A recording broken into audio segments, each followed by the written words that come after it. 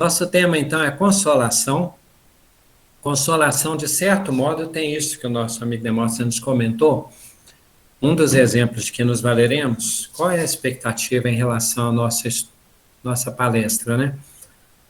Eu geralmente ressalvo algumas coisas, algumas hoje eu vou saltar, para ser menos repetitivo, mas eu vou manter a questão de explicar o cacoete, né? O traço professoral.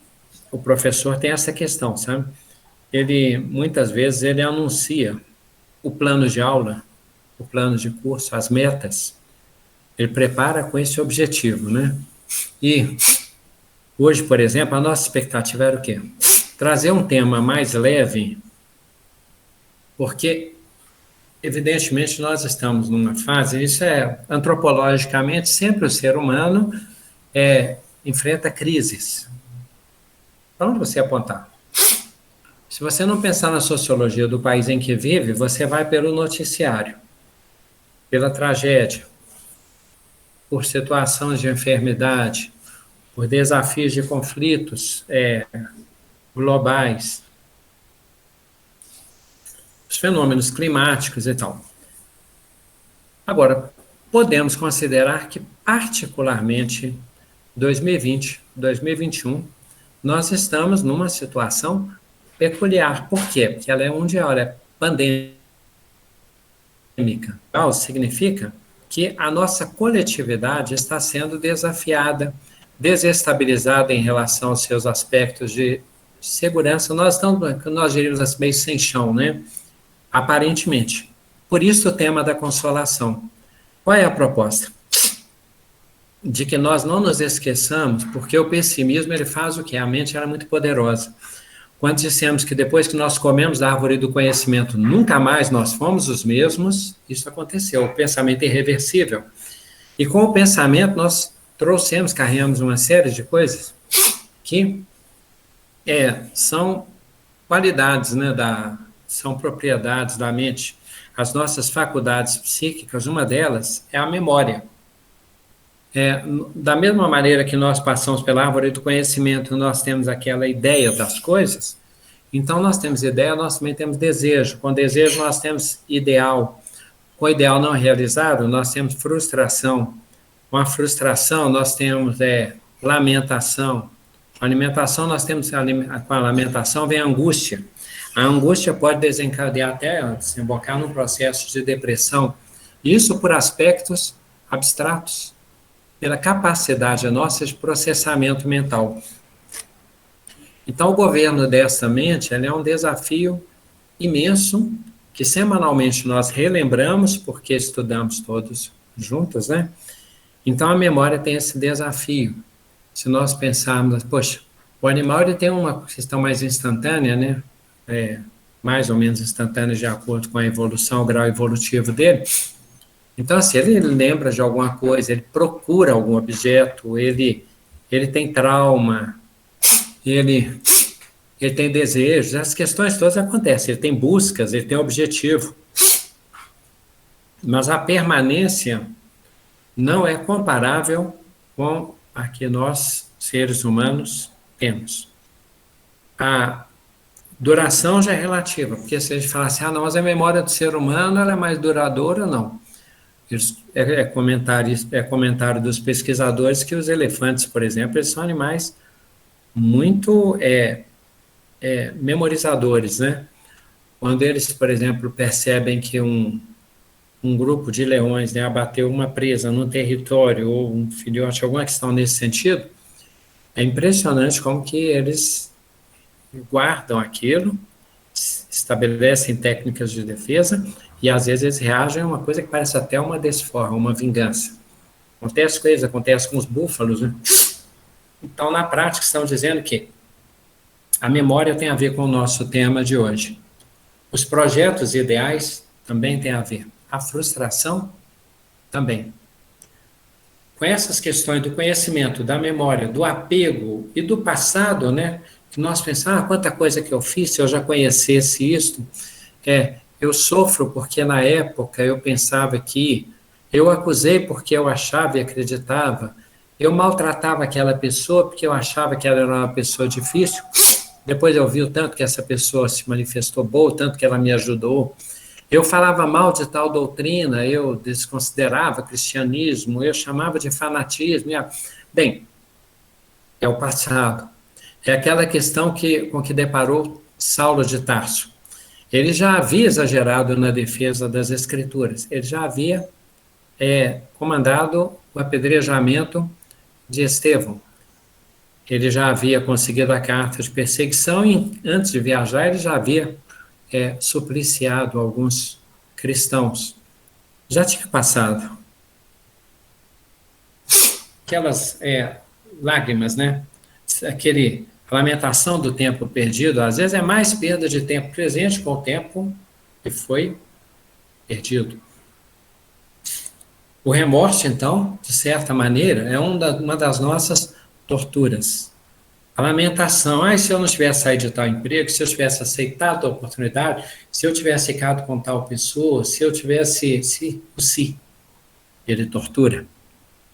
Eu gostaria de ter sido, de ter estudado sofrimento. Bem, primeiro estamos dizendo que muito da natureza dos nossos sofrimentos são mortificações, são suplícios que nós nos impomos.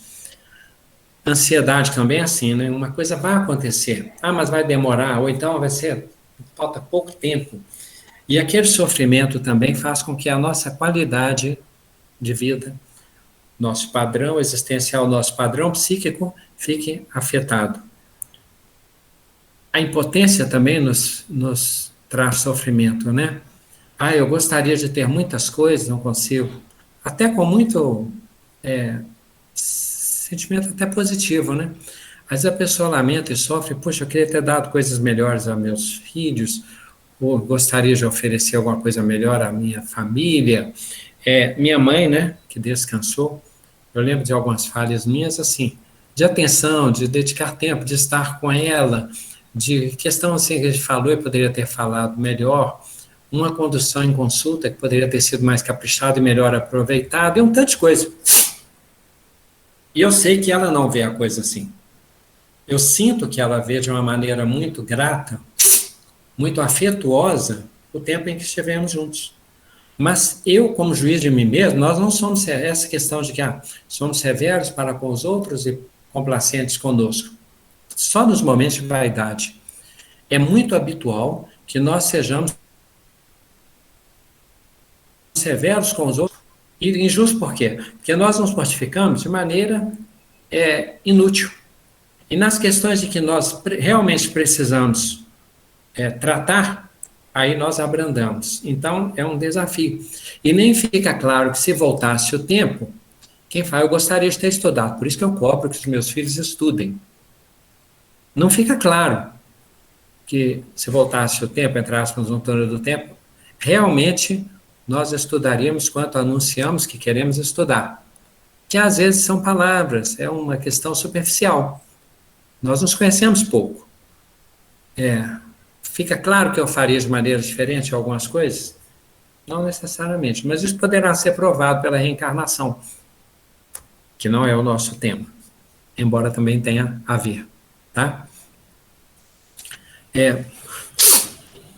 O repertório literário que a Bíblia trouxe para nós a respeito do mundo também é desafiador, né?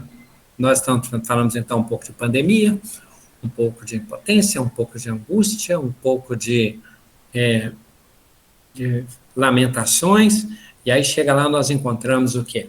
A figura no Antigo Testamento de um Deus temível, um Deus que é exclusivista, que castiga, que expulsa de casa, que exila, que faz perder uma guerra porque houve um ato de heresia, de blasfêmia, de desalinhamento, que não aceita um sacrifício, uma imolação porque não ficou satisfeito com algum antecedente, que prefere uns sacrifícios a outros, que elege de maneira tendenciosa, então ele é parcial, logo ele é passional, que registrou no exílio, inclusive, a condenação de gerações futuras, por uma falha lá, supostamente no ícone, no emblema lá de Eva, de Adão, da serpente, de Moisés, de Davi. Às vezes, o grupo, os contemporâneos e os descendentes eram condenados. Então haveria pranto, ranger de dentes, dores do parto, exílio, caminhada 40 anos no deserto, em busca de uma terra prometida, guerras. Guerras culturais, inclusive, monoteísmo, politeísmo, tipos de alimento, modos de orar, tipo de vestimenta, modo de tratar os cabelos, tempo de acordar, dia a ser guardado. Então, a terra, a Torre de Babel, muralhas de Jericó, Davi e Golias. Então, nós temos um ambiente muito bélico, muito de confrontação, e a vinda de Jesus, aí começamos a entrar no nosso tema, né, porque eu disse que o tema seria otimista, e até agora as pessoas tiveram motivo para desistir. Então, viria o Messias, anunciado por profetas, e o profeta que precedeu no mesmo tempo foi João Batista, que tinha uma linguagem também assustadora, né? Raça de víboras. Quem vos ensinou a fugir da fúria que há de vir? Assustador. Uma fúria que há de vir. Aí vem Jesus. Jesus traz o anúncio. O anúncio significa uma revelação esperada, que corresponde aos nossos anseios, que é o alimento que atende às nossas almas. A linguagem vai ficar meio ecumênica, tá? Tem hora que vai ser alma, vai ter uma linguagem aqui que é católica, uma outra que é católica, e duas aqui que os companheiros evangélicos protestantes têm usado intuitivamente. Aí vem o Messias. E o Messias vem anunciar o Pai, pela figura patriarcal, né? Pensando no sentido do Criador, nosso, de todos nós. Bem, aí o ambiente de conflito, contraposição, concorrência, duelo, descarte, discriminação, escravização, exploração, tudo isso já fica esvaziado do seu argumento doutrinário, do seu argumento de que é em nome de Deus. Porque se nós seremos imagem e semelhança do Criador, e se a revelação é de que o Criador é bom, isso já revoluciona os nossos valores, os nossos ideários, as nossas culturas, as referências de nossas relações. E Jesus anuncia o reino dos céus. O reinado dos céus significa que o governo do plano superior. Os céus é que reinam, mesmo que na terra seja muito difícil a gente perceber disso, quando nós estamos numa fortificação, numa fortaleza, num ambiente guardado por muralhas, com a tradição de conflitos muito complicados, escolhendo as palavras, onde há um ambiente de imolações, uma falta de higiene pública. Então, quando ele anuncia para nós que, quando vem o Messias, o Verbo se fez carne e habitou entre nós, para um anúncio em que ele não veio para ser o Senhor dos exércitos, do Deus único, do Deus vingador. Quando ele vem simples numa gruta, através de famílias simples, com seguidores predominantemente simplórios, não exclusivamente, e com o anúncio de um Pai que é nosso, e com o reinado dos céus, o reino dos céus, né, e o céu de cada um, então está plural, tal, e que esse reino dos céus está dentro de nós, então também não é apenas um lugar, embora também seja um lugar, ou sejam lugares, né? O conforto é imenso. Por que nós estamos dizendo isso? Porque nós estamos dizendo que, na condição de quem seja ouvinte aqui espírita, de quem não foi, seja católico, evangélico, protestante, tem o mesmo direito de considerar que se nós entrarmos no túnel do tempo e nós chegarmos ao tempo de Jesus, nós já temos motivos de consolação e de otimismo. Porque nos momentos de desespero, de muito sofrimento, nós às vezes esquecemos disso. Lembra aquela questão da mente? Quando ela se concentra no remorso, na frustração, no ressentimento, ela parece focar e ser apenas aquilo. E, de certo modo, é como se nós nos coloríssemos, né, daquela cor, daquele matiz, daquele tom, daquela emoção. Nossa aura, o nosso corpo. É um desafio imenso nós mantermos a saúde do corpo dependendo da maneira como nós vamos retroalimentando, reverberando sentimentos negativos. E negativo não é só o ódio, é o desamor para conosco. Quando nós não temos autoestima, amar o próximo quanto a si mesmo. Se nós não temos autoestima, se nós não nos alimentamos bem, inclusive em relação ao nosso eu, inclusive em relação às nossas convivências, ao lugar em que estamos, ao que nos é dado fazer, aquilo que nos foi oferecido, como o pão de cada dia, a decorrência natural é a de que Jesus cita: os inimigos do homem serão os da sua própria casa. E onde tem falha, né? Cada um é tentado na sua concupiscência. Então, é muito subjetivo, é muito quântico isso. O que nós nos tornamos, o que nós cremos e materializamos, e aquilo que nós atraímos e como que aquilo consegue ou não nos afetar. Mas fácil, mas a pessoa está assim, então quem tem muita fé não deveria adoecer. Jesus não disse em momento nenhum que nós estaríamos livres das questões coletivas e das leis da matéria. Quando ele diz lá em João capítulo 17, não, eu falei João capítulo 17 só para o pessoal que estiver com sono ficar acordado e vai que alguém acredita que essa referência está certa, né? Mas Jesus diz assim: não peço que os livres desse mundo, que os tires desse mundo, não peço que os tires desse mundo, mas que os livres do mal. Então, nós estamos sujeitos à mecânica, à lei da matéria, o que não significa dizer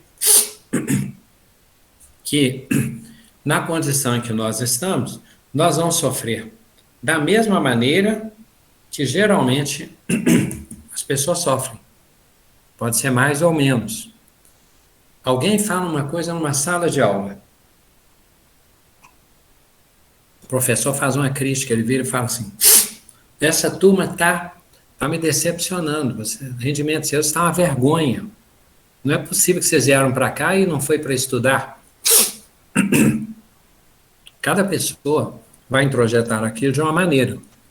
Uns porque merecem e vão se revoltar porque acham que não merecem. Outros porque não merecem e acharam um absurdo. Dos que merecem, haverá um grupo que dirá assim: justo, porque eu merecia mesmo. E dos que não merecem ouvir, alguns dirão assim: eu sei que ele falou para a turma, mas não falou para mim. Eu estou na turma, mas eu não estou enturmado nessa crítica, na categoria dessa crítica.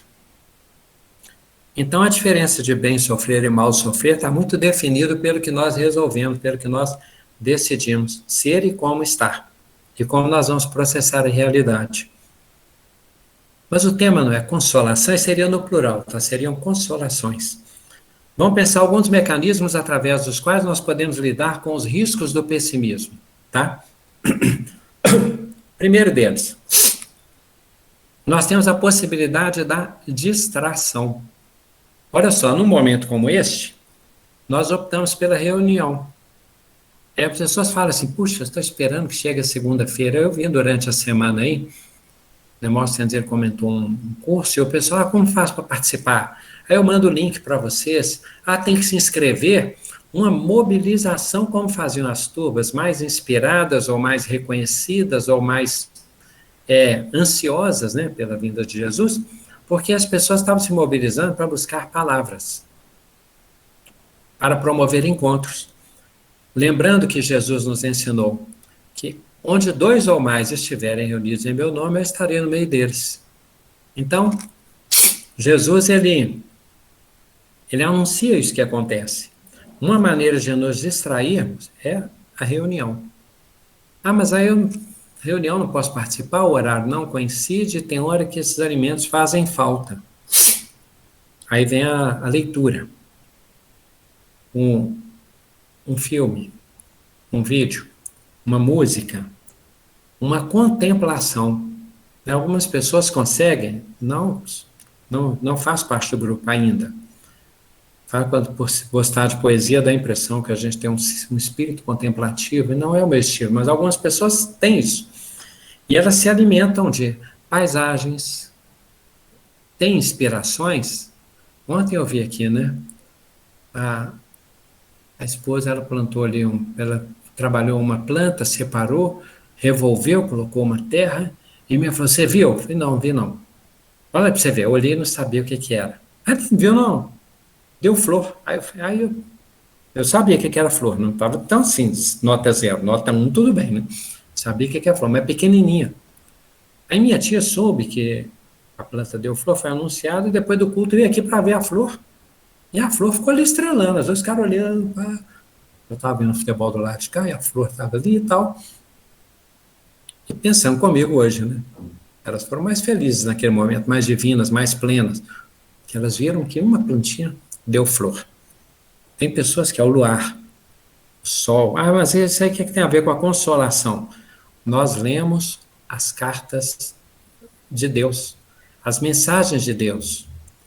É decifrar aquele código, aquela lembrança, aquele comunicado do Espírito de que a providência divina é maravilhosa, que ela promove o belo, promove o bom, a vida, que ela espalha, né? Belezas, artes. Pessoa, né? Às vezes uma aragem, fala, fecha os olhos, fala, deixa eu curtir esse ventinho. Parece coisa boba, mas é prazer de viver. Alguém que fala assim, eu vou cheirar aquela flor, vou sentir aquele perfume. Eu vou arrumar aquele cantinho para ficar desse jeito. Põe uma cadeira ali, acha bonito e vai ler.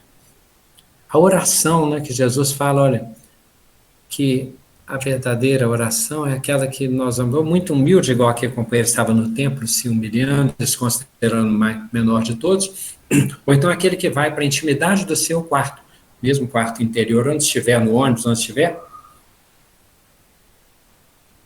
e se coloca em estado de prece. E o Pai, que ouve tudo, testemunha, corresponde. Uma outra maneira, o pão nosso de cada dia. É a alimentação da realidade. Há um ditado antigo que fala que é da Grécia, né, que dizia assim: os deuses, quando querem destruir um homem, presenteiam-no com a inércia. Não é radicalmente isso, porque o descanso é a lei da vida. E não é muito tempo de vigília que garante qualidade de trabalho, intensidade de produção, não é isso.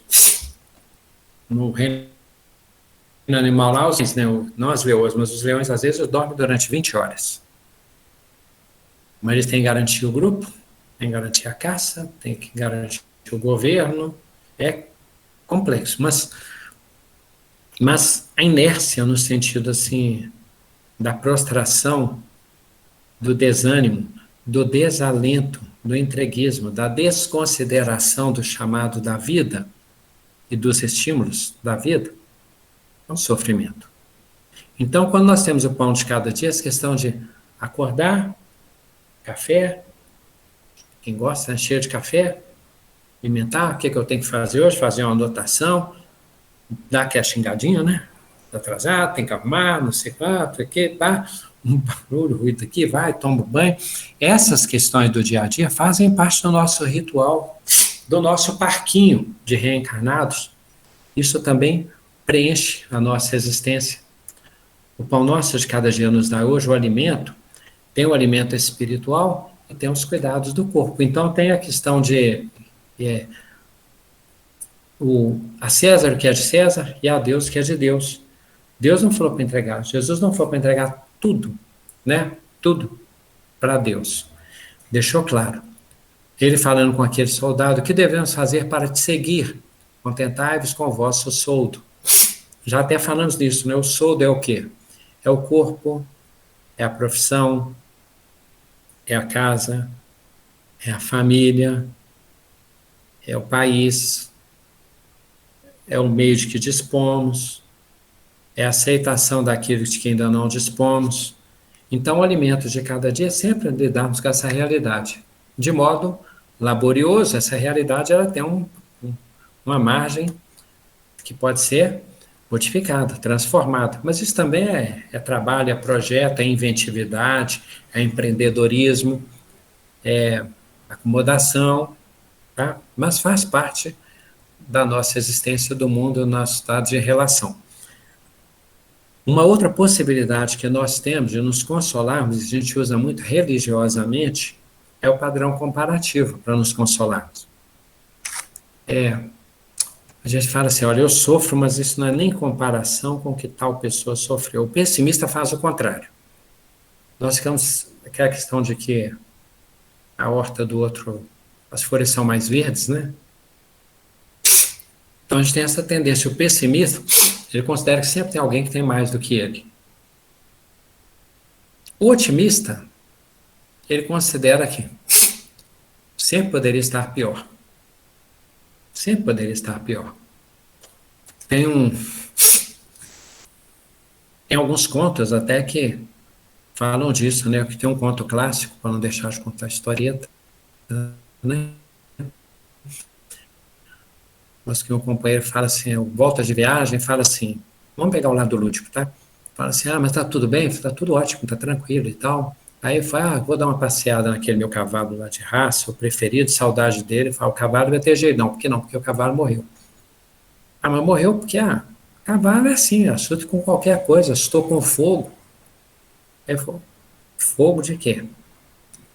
Não, assustou porque quando a casa pegou fogo, né? Que fogão danado, o cavalo desesperou, caiu no abismo.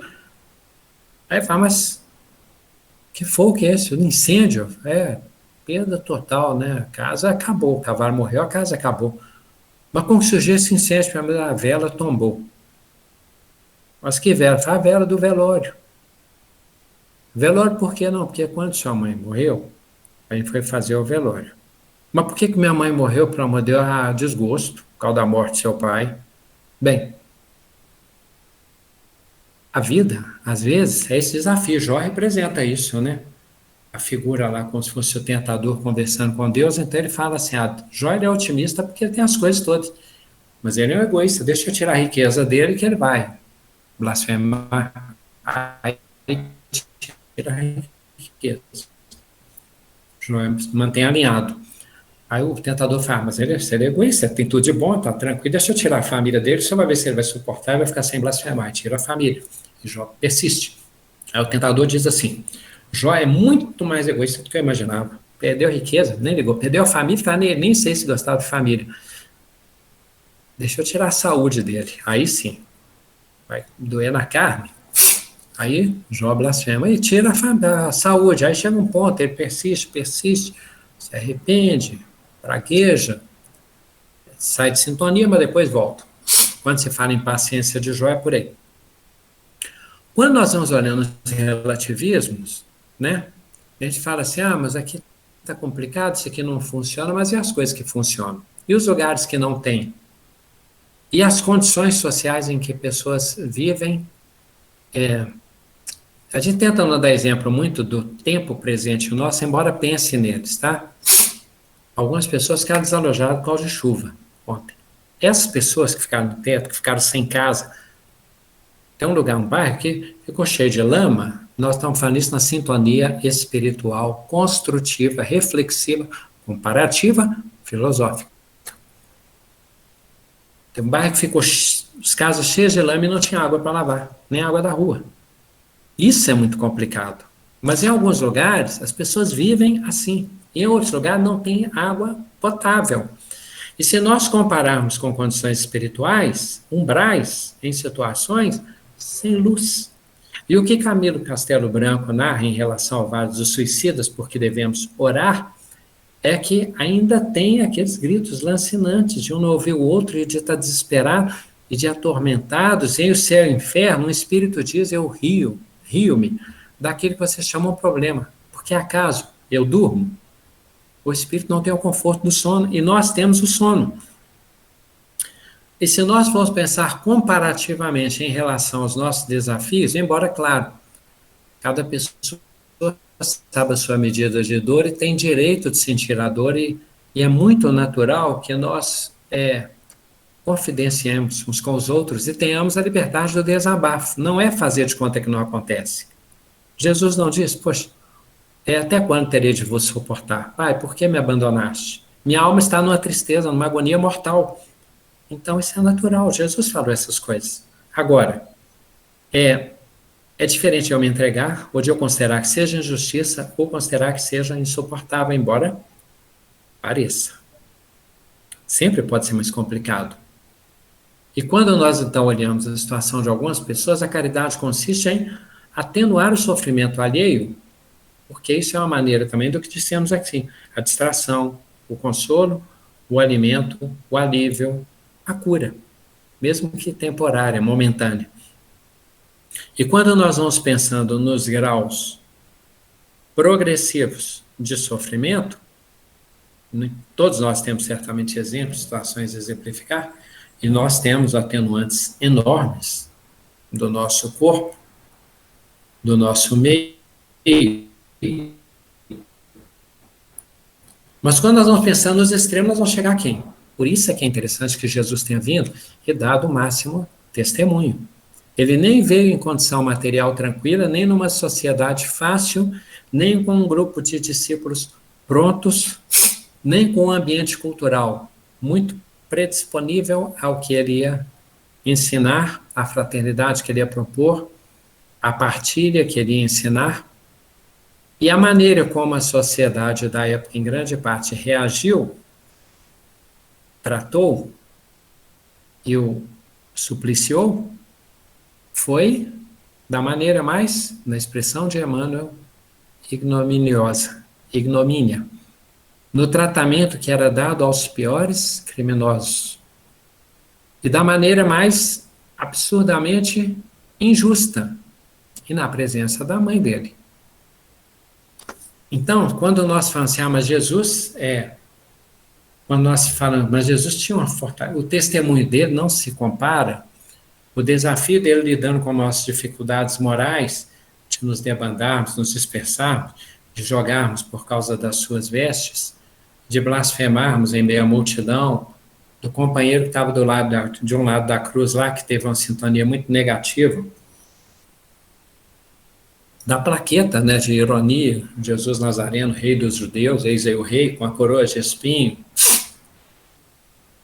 Então, de diversas maneiras, Jesus vai mostrar para nós que no exemplo máximo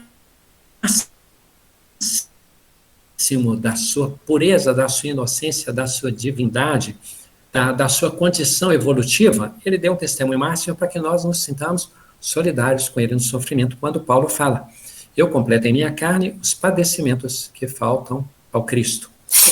Quando Jesus diz, e já citamos, no mundo havereis de passar por tristezas e por desilusões. Tendes fé, eu venci o mundo. Tristeza, às vezes, passado e presente. Desilusão tem, às vezes, uma situação para o futuro, frustração, uma coisa que a gente achava e não é mais. São sofrimentos mentais, né? São desafios do nosso psiquismo, dos nossos valores, dos nossos ideais, apegos, sonhos, ilusões, planos.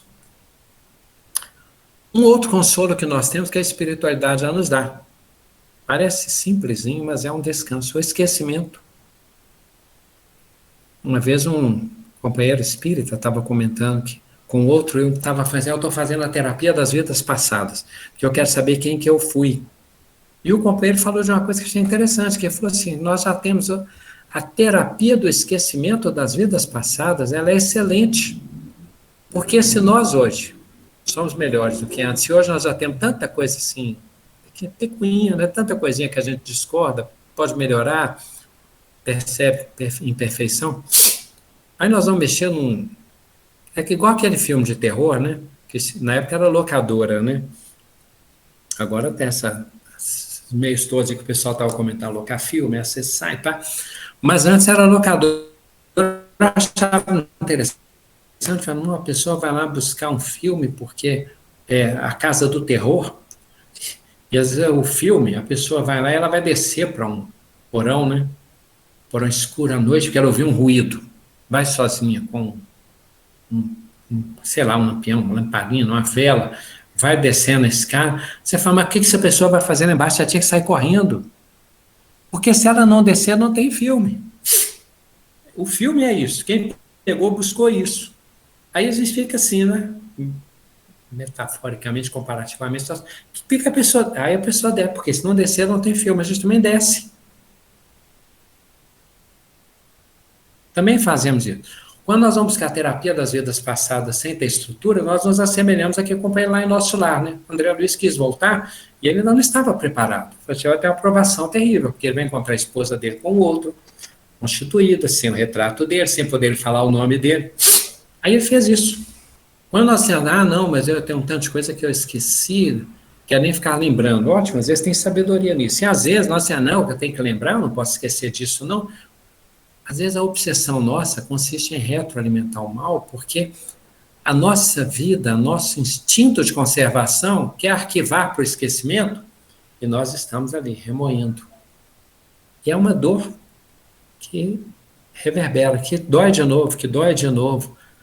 Fica aquela batidinha capaz de derrubar uma ponte, né?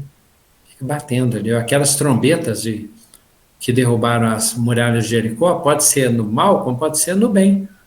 A gente pode falar, mas ali foi porque Deus derrubou as muralhas, Josué arrasou o lugar. Às vezes nós derrubamos uma muralha que é a nossa fortificação. O esquecimento, às vezes, é a nossa muralha. Nem sempre é conveniente lamentarmos, pedirmos.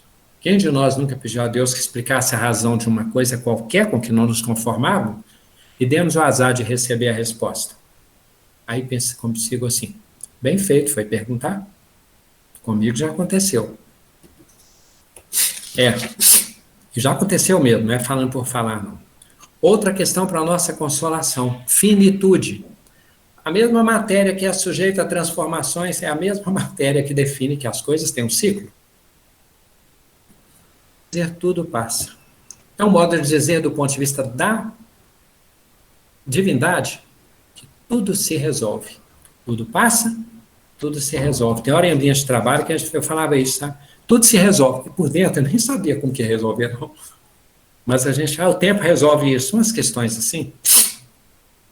Então o tempo não é uma questão apenas que lamentar porque eu vou envelhecer, porque nós vamos adoecer. O tempo também garante finitude, garante ciclo, garante inspirações, insights, garante renovações.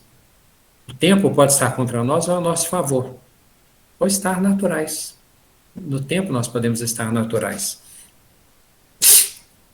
Desligamentos também acontece. Puxa, você tem uma situação e aquele karma cessa. Ou então, não é desligamento, aí entra o evangélico, eu falei, livramento. Você pode sair de um emprego. Assim, aquilo foi bom, passei por aquilo. Acontece.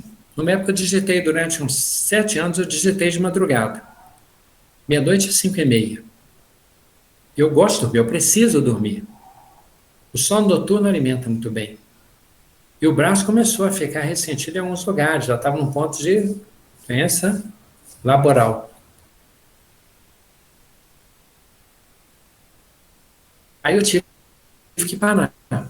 Deu tempo, mas com aquilo eu consegui fazer a pedagogia de o emprego era uma bênção, mas ele era uma bênção com esse efeito colateral, então ele era temporário, ele era meio, através do qual eu queria ir para a educação. Ou seja, foi um tempo, né?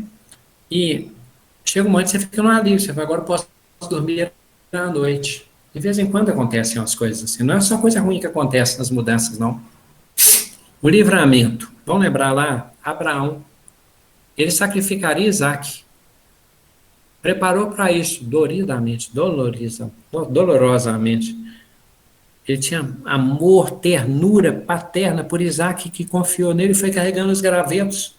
Ele ia ter que sacrificar, queimar o filho, para provar que amava mais ao Deus invisível do que ao filho que ele amava concretamente visível. Não foi preciso.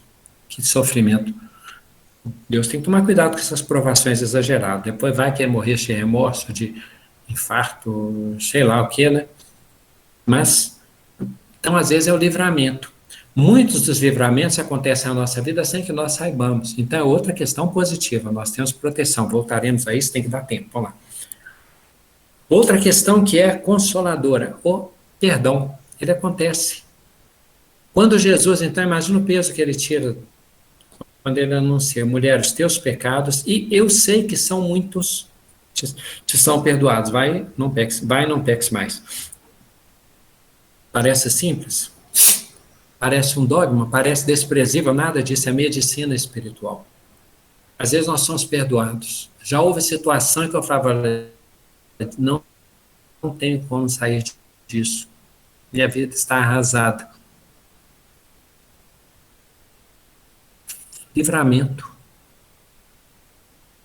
Eu tenho muita gratidão porque eu tenho clareza de situações muito concretas em que o perdão se deu, em que o desligamento ocorreu.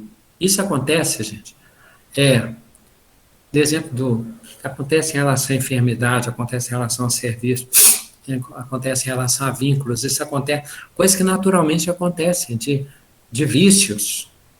A pessoa tem um vício, não vou dar conta, e dá conta assim, instantaneamente, aos poucos, por força de vontade ou por um poder extraordinário. Quantas curas nós já tivemos que não foram dos médicos físicos? O alívio, então, o alívio de Abraão, que não precisou sacrificar o filho Isaque, as nossas companhias, os nossos amigos, os nossos irmãos, filhos, esposa, marido, pai, mãe, tio, chefe, professor, o pessoal que está conosco, que são companheiros do caminho. Gente, estar junto dá um sentido de pertencimento e é coisa de um mundo evoluído, num sentido emprestado para o nosso. A nossa vida de relação não é só para duelar, confrontar, não é só para isso. A vida em sociedade é uma maneira também de nos espelharmos, de nos aconchegarmos, de termos solidariedade, de termos auxílio, de termos manifestações de caridade, de ter compaixão, de ter alguém que nos ouça, de ter alguém que dá um exemplo de humildade, de ter alguém que é o mestre no nosso momento de ignorância, e é uma consolação que Deus nos dá. Fala assim: mas tem uma vida isolada, é um ato de egoísmo. Não é só um ato de egoísmo, é uma perda de uma fortuna de vida em sociedade. Aí nós falamos: mas o mundo é muito complicado, as pessoas são muito ruins, melhor ficar sozinho. Tem um momento de ficar sozinho, mas tem a nossa natureza de relacionamento, de vida comunitária, coletiva. E aí nós deixamos de nos alimentar, nós deixamos de compartilhar, deixamos de usufruir essas novidades, que são boas novas constantemente na nossa existência. Epifania, agora foi católico, tá? O lado padre acaba manifestando nos estudos. Porque olha só, epifania é manifestação divina, que é uma consolação exemplar do Evangelho. Na frente do que seria o nosso cartório estava lá o velho Simeão. E ele ficava, cada criança que era registrada, ele ia lá e conferia, médium, né? Quando ele depara com a Maria, ele glorifica a Deus. E o que ele diz? Graças dou a ti, meu Deus, porque conforme prometeste, os meus olhos puderam ver, antes de se fecharem, a salvação do povo de Israel. Salvação, gente, não é porque o povo de Israel ia governar o mundo, não é porque o povo de Israel ia provar que os outros estavam errados. Salvação, inclusive, do orgulho. Salvação, inclusive, pela chave do amor universal. Salvação, inclusive, que abria as celas, que assim, isso é comparativo, assim, metafórico também, de que abre as celas dos nossos dogmas que nos escravizam. De sacrifício aqui, de ter que ir a Jerusalém, de 7 sábados e tal, de outro ser gentio. Então, as celas que se abriram, foram abaladas e que se abriram também foram as celas dos dogmas. Quando Simeão diz isso, ele se sentiu consolado na sua velhice, porque Deus cumpriu uma promessa de que ele veria o Messias, que ele foi um privilegiado. E que sintonia é essa, né? Assim como João Batista, no ventre de Isabel, né? Salta porque identifica que o Messias é que estava no ventre de Maria. Simeão percebe que aquela criança era diferente. Então, olha, João Batista, Simeão, os reis magos, interessantíssimo. Bem, fé. Agora eu comecei por uma questão que parece óbvia, né? Faltava a fé. Ter ou não ter fé em Deus, uma diferença enorme. Acreditarmos ou não que existe um Criador cujas leis nos incluem e cujas leis concorrem para outro aspecto consolador, nós estamos sob as linhas da evolução. Mesmo que nós não subamos a escada é rolante, mesmo que vagarosa, subir é mais rápido. Mas então a fé. Crer em Deus é diferente. No ambiente de pandemia não sei se é o mesmo raiz de pandemônio, não pensei nisso. Mas não é para o delírio, não é para o desespero, que é a brincadeira do Chico Xavier lá gritando no avião, com medo de o avião cair, nós vamos morrer. Não morre, não, mas pelo menos morre com educação e tal. Mas aí, pandemia, para nós que cremos em Deus, tem alguma razão mesmo que nós não consigamos vislumbrar. Olhar para a história além das guerras, além das ruínas, além das devastações, é um desafio muito grande. Aquele animal que está lá naquela África, no momento de secura, com um filhote morrendo de sede, aquela situação terrível, ele não tem, tem um sentido interno de alma grupo, luta pela vida, mas depois vai ser verdejante, vai ter a chuva, mas não parece. Para quem tem fé, é assim. Ele vê que virá um profeta, mesmo que demore 400 anos, como demorou João Batista, e que virá um Messias, mesmo que demore milênios. A fé é dessa maneira. A fé é uma ligação direta com Deus, que extrapola o senso comum, a ele se assemelha, extrapola o conhecimento científico, extrapola o jogo filosófico e tem uma ligação direta, sem palavras. Um vínculo. Aí entra um auxílio católico. Nós chamamos de sintonia, mas o católico chama bem a isso de comunhão. Religar, não é isso? Religar com Deus. Então, estar em Deus, estar sintonizado, alinhado na fé, estar vigilante o tempo todo, significa ter essa, não abdicar disso, porque isso é o que nós temos. O que nós temos é a fé em última instância. Poderia ser tirado muita coisa de Jó, mas isso não. De Daniel, junto aos leões, né? O que perdura é a fé. Quando os discípulos perguntam, largamos tudo e te seguimos, o que nos espera? Não espera, porque já está acontecendo. Foi perceber, depois eles perceberam isso. Os cristãos, né, aqueles que estavam lá nos momentos lá de serem conduzidos lá no Coliseu, tal, aquelas atrocidades, eles não tinham nada, e não tem nada, eles tiveram tudo, por isso cantavam. É isso que Paulo e Silas fizeram quando estavam encarcerados, sangue, algema, no cárcere, meia-noite, cantando. Isso é uma loucura aos olhos do mundo, mas é um testemunho muito marcante para ser citado hoje, né? Então, o consolo de Paulo, qual foi? O canto, a oração, a fé, o anúncio, a alegria do anúncio, né? Outra questão para nosso consolo, para quem não tiver aproveitado, mas ainda não, para mim ainda não resolve, a esperança. Esperança é inclusive do descrente, né? Porque ele tem ideal. Porque o ateu está ali pesquisando e tem esperança de que vai conseguir alguma coisa. O pesquisador que vai descobrir algo. O arqueólogo, o paleontólogo, que vai escavar e encontrar alguma coisa. O garimpeiro vai procurar ouro, alguma coisa, o ser humano tem esperança. A loteria. Esperança é isso. A esperança é uma confiança num futuro melhor, em alguma coisa boa no futuro, alguma boa nova.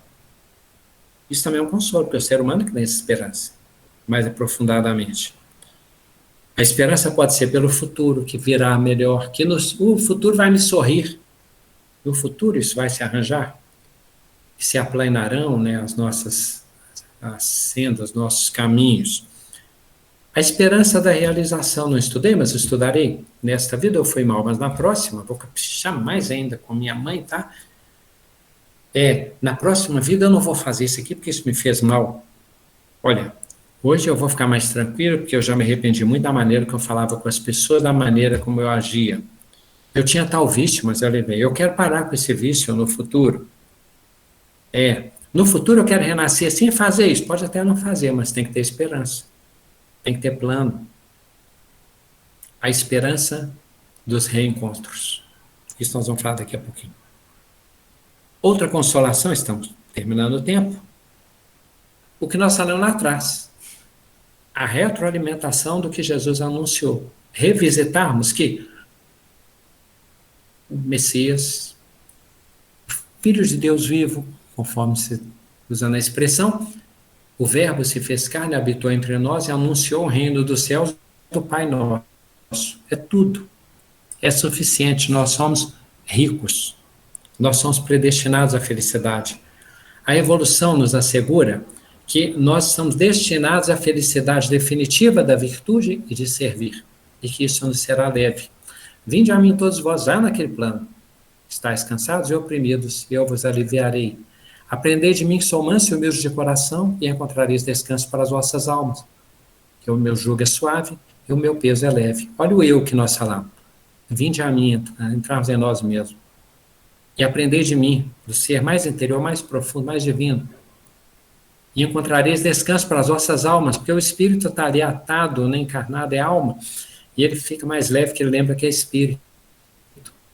E encontrareis descanso para as vossas almas. Aprendei de mim que sou manso e humilde de coração, nas lembranças, nas recordações, nos planos. Meu jugo é suave. Eu levo com suavidade aquilo com que lido. Não é de julgar, é julgo, né? E o meu peso é leve, o espírito é leve. Nós temos o consolo dos esclarecimentos. Gente, e o progresso? É outra consolação. Progresso para fechar. Nós estamos numa live, hein? Temos controle remoto. Se a bateria estiver acabando, eu vou ali e recarrego, porque tem energia. Eu posso pegar o controle, ligar o televisor. Posso dar um telefonema. Posso ir até a janela, se eu quiser, eu posso ir ali. Tem isolamento social, mas eu posso um pouco ir e vir. Pelas razões sociais, eu ainda posso. Tem os aconselhamentos, mas eu tenho esse direito. Eu posso escolher um curso, um tutorial, um aprendizado. Quero ouvir uma música, quero ouvir uma prece, quero ver o Chico Xavier, quero escutar o Divaldo. Eu vou ler um livro, vou pegar o e-book. Não, vou ler no meu celular. Celular é ruim, vou pegar o computador. Não tem como. Vou pegar o meu Smart TV ali, vou olhar uma coisa ali do YouTube, vou escolher um vídeo, vou achar um filme e tenho... Gente, isso é confortinho que nós todos temos, que são uma delícia. Inventar uma receita, abrir uma geladeira, fazer um pedido, não tem dinheiro, vou dormir. Feliz, de graça. A nossa casa física é muito acolhedora, é muito bem cuidada, os mordomos espirituais são caprichosos, Deus olha por nós, nosso destino é ser felizes, as companhias nos confortam, e para fecharmos, primeiro lembrar dos discípulos de Emaús. De vez em quando nós estamos tão angustiados, como os discípulos de Emaús, lamentando, que nós esquecemos que Jesus ressuscitou. Aí vem a figura de Lázaro. Lázaro, quando ele foi revolvido à pedra, e Jesus fala, Lázaro, vem. Lembra de Platão? Nós somos o mito das cavernas, nós estamos brincando com as sombras, com as cavernas. Aí mostra que a luz é que é a realidade. Jesus traz Lázaro do mundo da morte para o mundo da vida e mostra que os seres nossos, enganados, iludidos, abatidos, prostrados, podem deixar a caverna e vir para a luz. Da fé, do entendimento, do otimismo, da alegria, da paz, do serviço, da convivência harmoniosa. Então nós podemos vir como Lázaros, redivivos. O sepulcro revolvido, a pedra do sepulcro está removida desde que Jesus veio e nos trouxe, então nós sabemos da evolução. Este mundo é de expiações e provas. Quem não se sentiu satisfeito com o conforto, pensa no mundo evoluído, os mundos felizes, os mundos celestiais, e mais confortante, por enquanto, porque isso é para o futuro. Eles cuidam de nós. A espiritualidade diz, fechando, que a doutrina dos espíritos guardiães é capaz de tocar, de consolar, de sensibilizar os espíritos mais empedernidos, mais endurecidos, espíritos evoluidíssimos que cuidam de nós anonimamente, gratuitamente, pela alegria de servir. E quanto mais difíceis somos, mais evoluído é o espírito que nos tolera, que nos suporta e que nos ajudará na grande emancipação. Então, sejamos felizes por hábito e por motivo, tá? É a nossa reflexão, é o nosso agradecimento pela sustentação dos amigos, por essa, agora a palavra, comunhão, por essa unidade, por esse alinhamento, por essa fraternidade que temos, tá? Valeu, Demóstenes, fique à vontade. Obrigado mais uma vez, chefe. Estava lembrando aqui, durante sua fala, que é um consolo muito grande para a gente o fato de a gente estar aqui, né? Você falou sobre isso, mas só reforçando. O fato de a gente estar aqui, a gente poder acordar, respirar, né? A gente esquece esses detalhes, né? Eu falava com o Sandro quando nós abrimos a reunião aqui, 7h30, abrimos o chat, que este momento de segunda-feira, palavra da Shirley também, é o nosso SOS. Então a gente fica louco para chegar segunda-feira, não só ver as carinhas aqui toda redondinha, né? Redondinha de gordo, não, tá, direito? É do Meet mesmo. E a gente poder, mais uma vez, estudarmos juntos a palavra de vida eterna. Né? Então, eu te agradeço mais uma vez a oportunidade. E está aberto aí, quem quiser ter algum comentário, fique à vontade.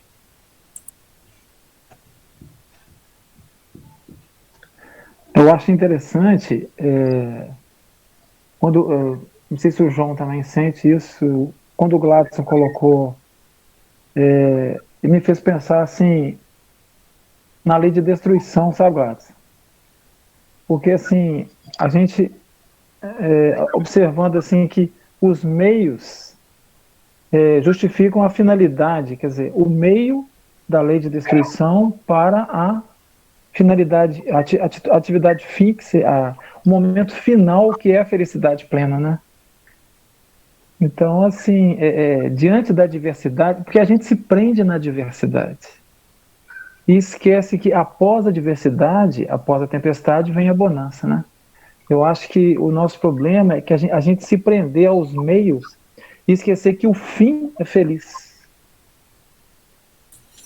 O escritor Vitor Hugo, ele chegou a escrever, e aí a obra mediúnica do País da Luz, através de Fernando de Lacerda, ele escreve que, às vezes, os escritores, os grandes escritores, eles têm uma visão mais aprofundada do que os filósofos, porque eles fazem uma leitura, por exemplo, de momentos históricos muito difíceis em que nós estamos imersos e que nós ficamos muito naquilo que nós estamos vendo, pensando qual é o significado. Mas o escritor, às vezes, ele consegue fazer um trabalho com um horizonte tão maior, tão mais projetado, tão mais relacionado. Nós temos essa dificuldade que fala o espírito de Channing, né? Meu livro dos médios, de usar o balão e subirmos assim para nós vermos a realidade lá de cima. Exatamente. Né? Olha só, João. É muito difícil. Você me fez, assim, você foi mediúnico, viu? Mais uma vez. Porque você me fez lembrar o Javé e o Jambojan. Assim, a pureza do Jambojan, que tentou de todas as formas fazer com que o Javé fosse amigo dele, mas ele escolheu, não, ele não suportou a felicidade do Jambojan, né? Então, a felicidade total que o Jambojan vai conseguir no final, né? Que foram os méritos do sofrimento dele e da humildade. Perfeito. Comentário do Luiz aqui, ó. O Luiz, muita gente se vê, né? Matando nome e saudade, né, Luiz? É isso mesmo. Muita saudade. Um abraço lá e a todos aí. Certo. Muita alegria, irmão. Bem-vindo sempre, tá? A família. Bem-vindo você. Certo, e se você estava em sintonia e sentiu saudade, é porque você já estava conosco, né? Agora você só está estando. Maravilha, agora. É isso aí. Alguém faria prece por nós, gente? Eu vou indicar. Jeane, faz a prece por nós, Jeane. sempre bom, né? Dar oportunidade para o sexo oposto aí. Né? Você que está nos ouvindo? Faço sim. Querido e amado Mestre Jesus, com os corações cheios de alegria, agradecemos por mais um encontro maravilhoso e rogamos ao Pai que essas vibrações possam chegar a todos aqueles que necessitam. E com os corações em festa por mais esse reencontro, que tenhamos uma semana de paz. Segunda que vem, possamos estar novamente reunidos, estudando mais um pouquinho e nos alimentando de saberes preciosos. Que assim seja.